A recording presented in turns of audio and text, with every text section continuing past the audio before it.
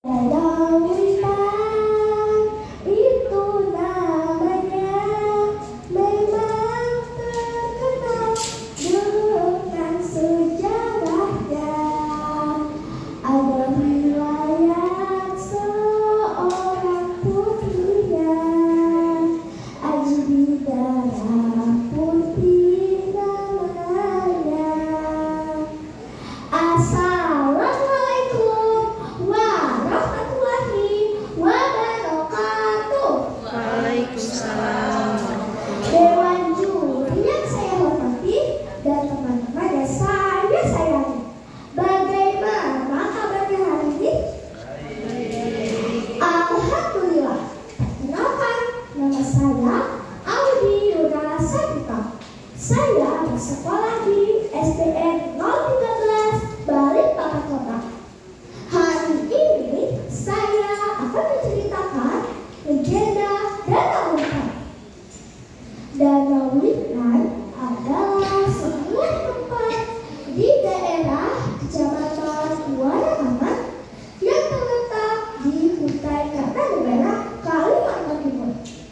Danau Witan ini adalah sebuah tempat padang yang sangat luas yang ditumbuhi semak dan tebu. Tidak ada airnya. Lalu, kenapa tempat tersebut bisa disebut Danau Witan ya? Tahu nggak teman-teman? Dahulu kala di daerah Taman berupa lautan, tetapi lautnya terletak di Berubus. Pada waktu itu terdapat sebuah kerajaan di dekat pelabuhan yang sering didatangi oleh kapal-kapal dari luar negeri. Tidak hanya pelabuhan yang terkenal, tetapi ada seorang putri cantik yang terkenal di segala penjuru dunia. Putri tersebut bernama Putri Aji Berdarah Putih. Diceritakan bahwa namanya diberikan ketika sang putri sedang mimpi, lalu meminum air sepatunya yang berwarna merah.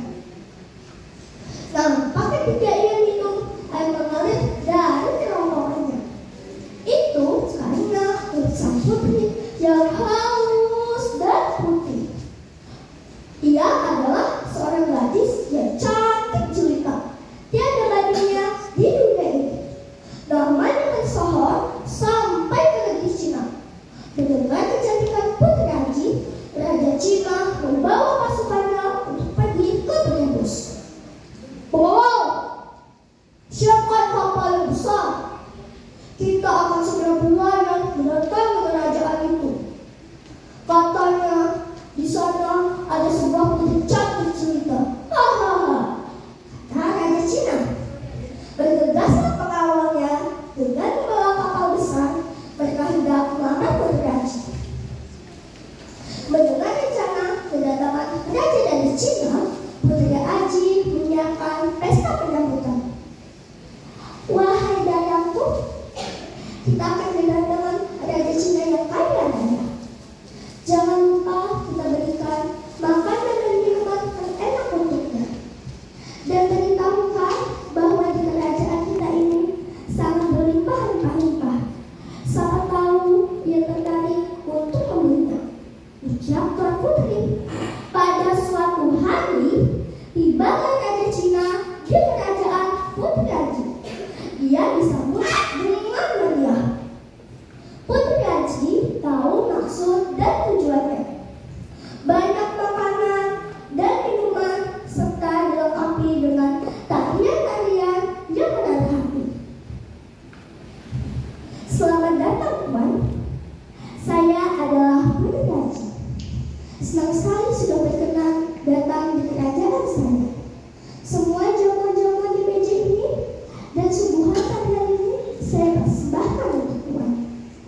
Semua makanan di meja ini adalah hasil dari ladang kamu. Semoga nanti kita bisa bekerja sama.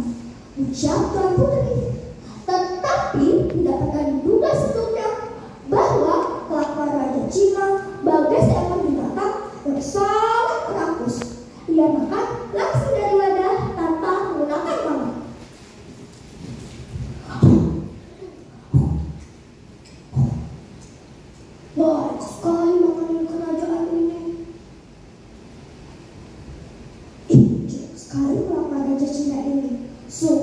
tidak tahu sopan santun.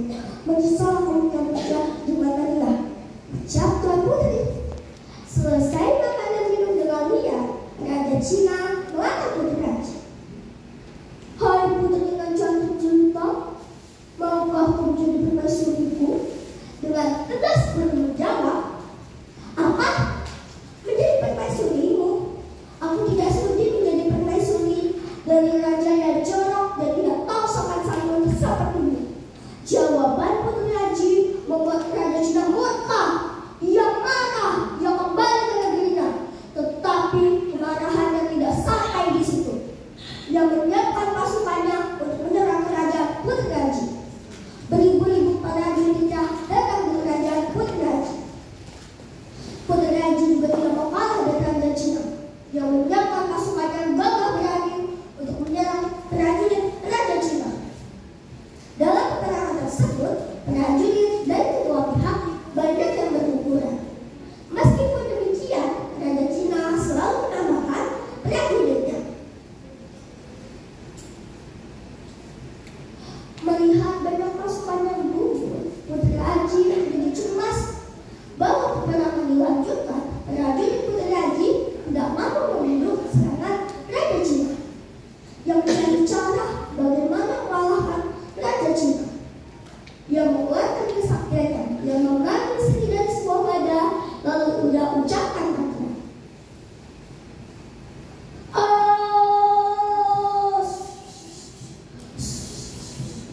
wahai kekuatan, datanglah, bantulah kami sedang dalam bahaya. Lalu sepasang itu disemprotkan ke segala arah.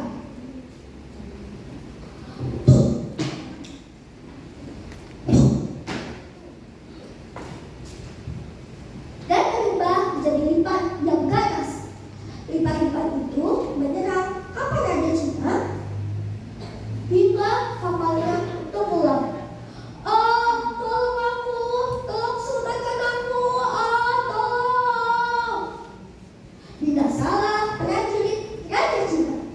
Semakin lama tempat tenggelamnya kapal Raja Cina menjadi padat